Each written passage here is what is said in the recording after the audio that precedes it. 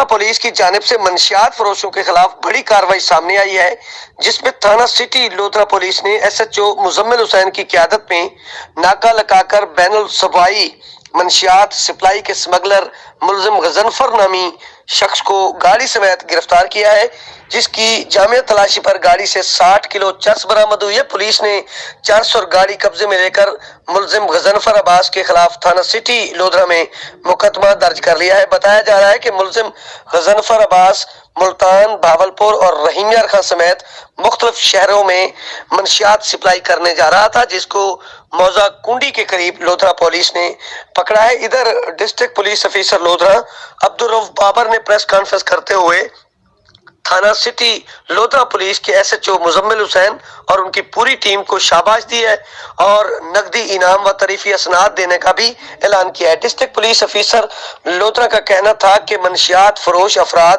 ہمارے معاشرے کا ناسور ہیں، جن کے خلاف لودھرا پولیس ضلع بھر میں کارروائیوں میں مصروف ہے۔ انہوں نے کہا کہ یہ لوگ کسی رعایت کے مستحق نہیں ہوتے۔ انہوں نے عوام سے بھی اپیل کی کہ وہ جرائم کرائم کے مکمل خاتمے کے لیے پولیس کا بھرپور ساتھ دے تاکہ ہم معاشرے سے ان ناسوروں کا مکمل خاتمہ کر سکیں۔ جی